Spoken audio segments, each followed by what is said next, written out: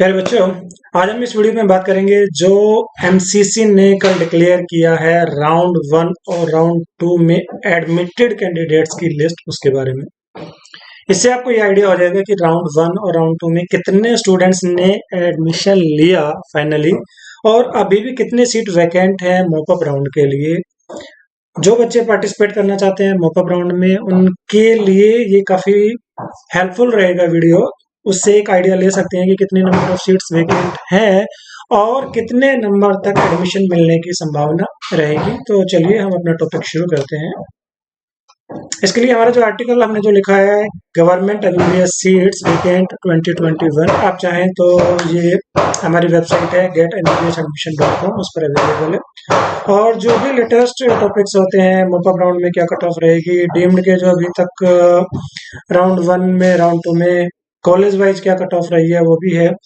और जितने स्टेट्स ने अपना रिजल्ट डिक्लेयर कर दिया है उनके बारे में भी हमने अपने आर्टिकल्स लिख दिए हैं, आप चाहें तो उनसे भी एक हेल्प ले सकते हैं। अब हम आते हैं अपने टॉपिक पे।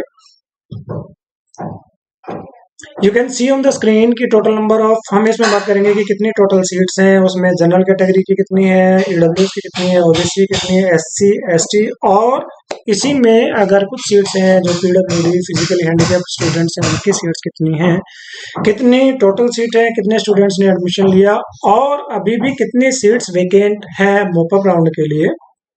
मैं आपको बता देता हूं कि 2021 में पहली बार क्या होगा कि जो एमसीसी है वो कंडक्ट कराएगी ऑल इंडिया कोटा के लिए, जो गवर्नमेंट मेडिकल कॉलेज है उसके लिए जो मॉपअप राउंड है या थर्ड राउंड है, वो फर्स्ट टाइम कंडक्टेड होगा एमसीसी के द्वारा गवर्नमेंट मेडिकल कॉलेज के लिए।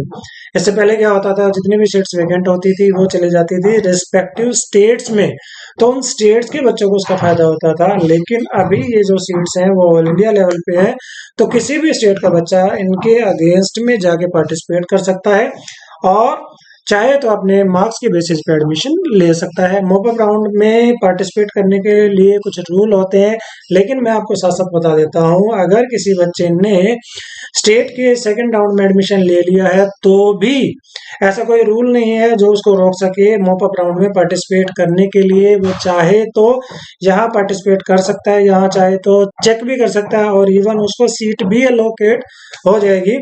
और इसी से रिलेटेड एक नोटिस निकाला था एमसीसी ने पीजी स्टूडेंट्स के लिए, उसमें उन्होंने बकायदे लिखा था कि वो रेगुलरली वॉच कर रहे हैं कि कुछ ऐसे भी कैंडिडेट हैं जो कोशिश कर सकते हैं अलग अलग सीट्स को ब्लॉक करने के लिए। मैं आपको एक बार इसका नोटिस दिखा देता हूँ। पीजी मेडिकल काउंसलिंग, इसका जो निकाला था notice regarding blocking of seats, हालांकि ये जो नोटिस निकला था ये पीजी के लिए निकला था, और इसमें इन्होंने साफ साफ ये लिखा है, it has come to the notice of MCC that some candidates are deliberately trying to block the seat. उनका कहने का मतलब यही है कि ये कुछ स्टूडेंट ऐसे हो सकते हैं जिन्होंने ऑलरेडी सीट ली हुई है स्टेट के थ्रू, और उसके बावजूद भी वो कोशिश कर रहे हैं यहाँ सीट लेके उसको ब्लॉक करने के लिए।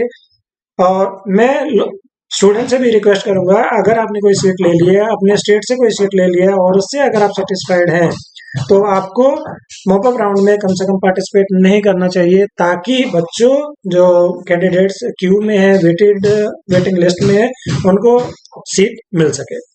तो हम वापस आते हैं अपने आर्टिकल पे कि टोटल कितनी सीट है। जैसे मैंने आपको बताया, अगर टोटल नंबर ऑफ सीट की बात करें, हम बात कर रहे हैं जितने भी 302 मेडिकल कॉलेज हैं, और अच्छी बात क्या है कि एक दो कॉलेज मेडिकल कॉलेज और भी हैं जो मॉपअप राउंड में ऐड हो सकते हैं, तो ये भी एक अच्छी बात हो सकती है, खासकर उन बच्चों के लिए जिनको अभी तक सीट नहीं मिली है और जो मॉपअप राउंड में ऑल इंडिया कोटा से गवर्नमेंट की सीट लेना चाहते हैं।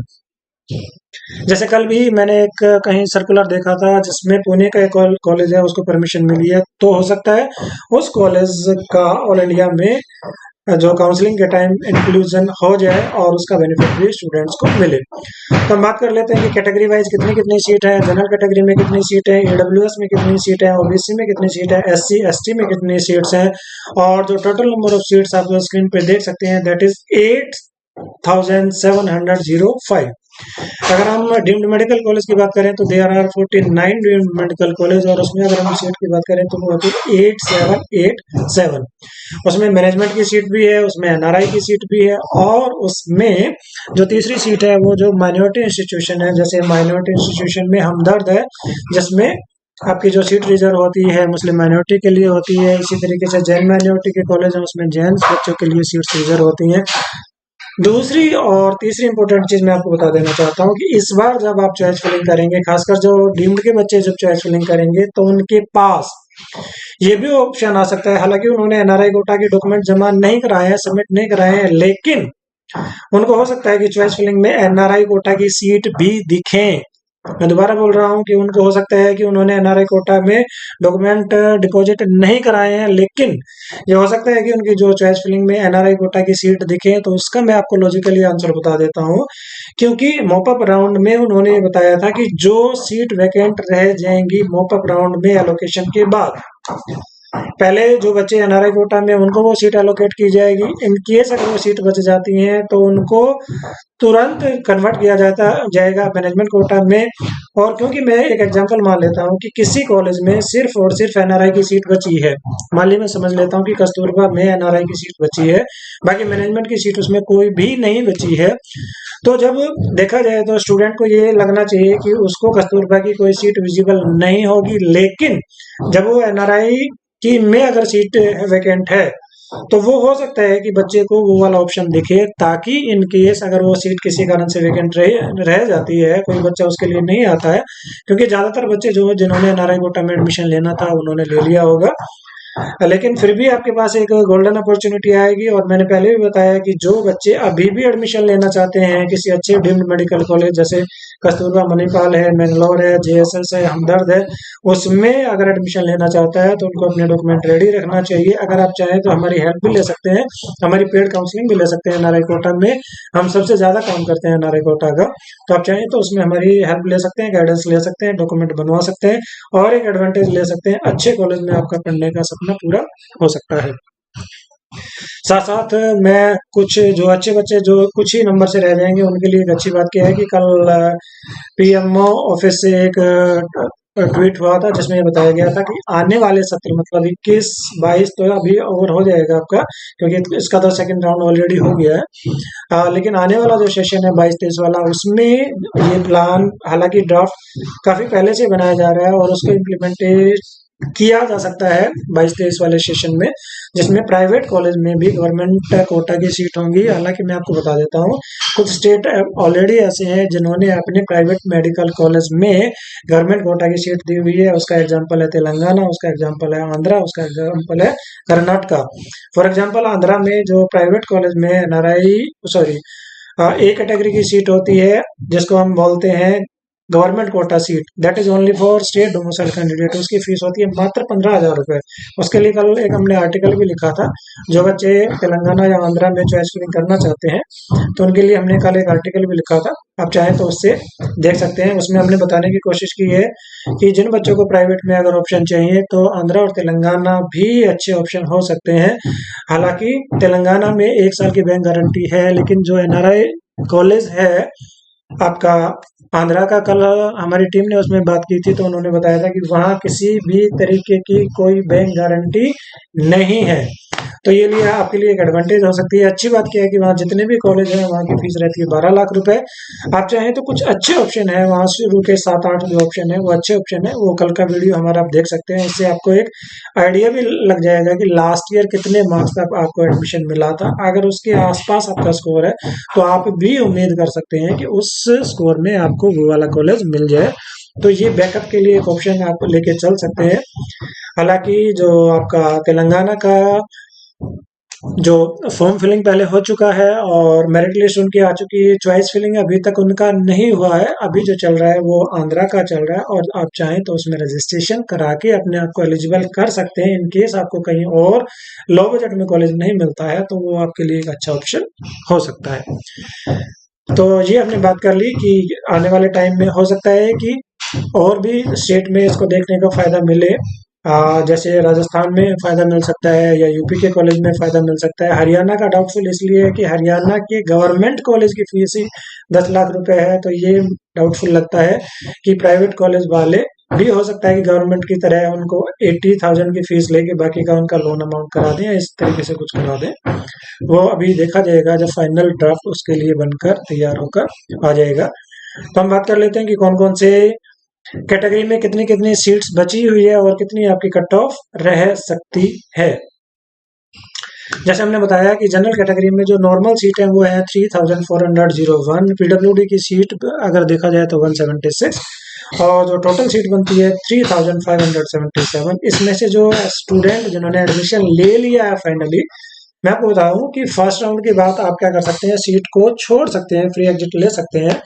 इवन चाहे तो आप सेकंड राउंड के बाद भी सीट को छोड़ सकते हैं, लेकिन उसमें आपको ये नुकसान होता है कि अगर एक बार आपने सीट ज्वाइन कर लिया है उसके बाद अगर आप सीट छोड़ देते हैं तो ना तो आप ऑल इंडिया में एलिजिबल रहेंगे और ना ही स्टेट में एलिजिबल रहेंगे। तो आप ये मान के चले जिन बच्चों ने सीट ले ली है उनके सीट छोड़ने के चांसेस नहीं है। और ईडब्ल्यूएस में बात करें तो जो नंबर ऑफ सीट है दैट इज 819 और पीडब्ल्यूडी की बात करें तो 42। टोटल जो सीट बनती है 861, जिसमें 710 कैंडिडेट ऐसे हैं जिन्होंने ऑलरेडी एडमिशन ले लिया है, लेकिन अभी भी 151 सीट्स आपके लिए अवेलेबल है मॉपअप राउंड में।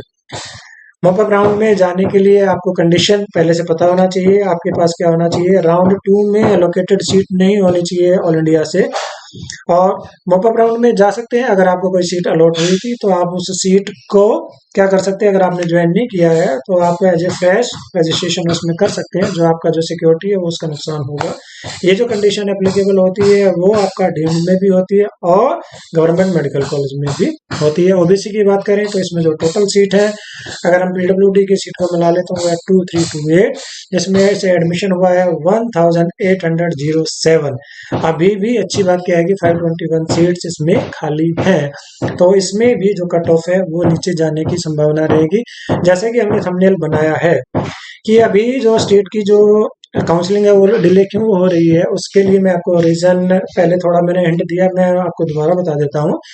जब तक स्टेट को ये ना पता चले कि ऑल इंडिया में ऐसे कौन से बच्चे हैं जिन्होंने फाइनली ज्वाइन कर लिया है, तो ये लिस्ट इन्होंने एमसीसी ने कल डाली है। उन्होंने फाइनली बता दिया कि कौन कौन से ऐसे बच्चे हैं जिन्होंने फाइनली एडमिशन ले लिया है, तो मतलब अब ये बच्चे एलिजिबल नहीं है स्टेट के लिए।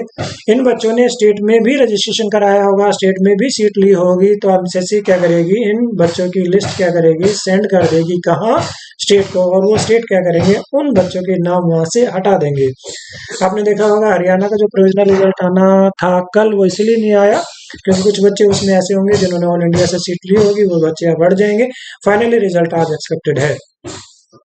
इसी तरीके से यूपी का भी रिजल्ट आज एक्सपेक्टेड है। हिमाचल ने पहले रिजल्ट डिक्लेयर कर दिया था लेकिन वो प्रोविजनल रिजल्ट था, और उसमें भी अब जो फाइनली बच्चे जिन्होंने ऑल इंडिया से सीट ले ली होगी अब वो यहाँ एलिजिबल नहीं है, उन बच्चों का नाम यहाँ से हट जाएगा और एक फाइनल लिस्ट आ जाएगी। जहां तक बात है राजस्थान की, राजस्थान में जो सेकंड काउंसलिंग होगी वो ऑफलाइन होगी, उसका भी शेड्यूल, उनका जो मेरिट लिस्ट है कि कौन कौन से बच्चे को कब जाके रिपोर्ट करना है वो भी आज एक्सपेक्टेड है, वो भी आज आ सकता है। तो अपने शेड्यूल के हिसाब से आप वहाँ जा सकते हैं, चेक कर सकते हैं। और पहले वहाँ प्रायोरिटी दी जाएगी राजस्थान के बच्चों को। अगर राजस्थान के बच्चे वहाँ सीट नहीं लेते हैं तो वहाँ जो सीट बचेंगी उसमें दूसरे स्टेट का बच्चा भी एडमिशन ले सकता है।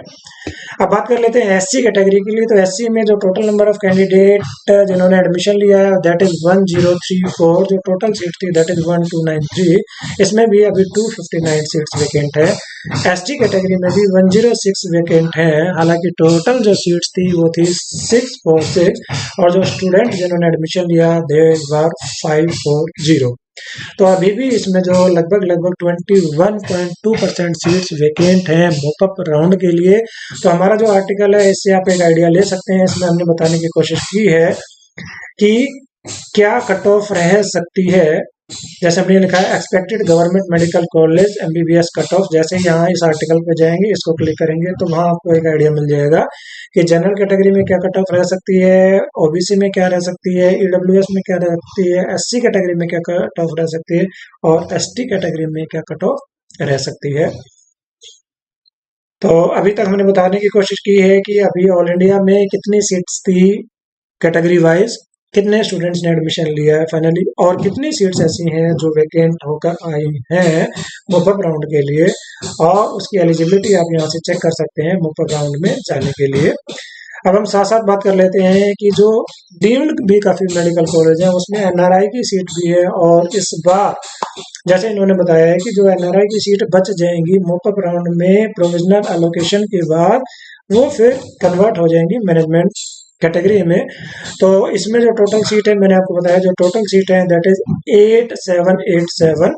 इसमें मैनेजमेंट की सीट भी है, एनआरआई की 1251 सीट्स है, और माइनॉरिटी की जो सीट्स हैं दैट इज 160 और 186। तो टोटल सीट है 8787। इसमें से जो एनआरआई की जो सीट्स वेकेंट हैं अभी भी दे आर 922। तो जाहिर सी बात है इसमें से जो भी एनआरआई के कैंडिडेट होंगे मॉकअप राउंड में पहले उनको सीट मिलेगी। उसके बाद जो भी सीटें बच जाएंगी, चाहे वो 900 होती हैं, चाहे 800 होती हैं, 850 होती हैं, वो सारी मैनेजमेंट में कन्वर्ट हो जाएंगी। और मैनेजमेंट की पहले से जो सीट वेकेंट है दैट इज 1074।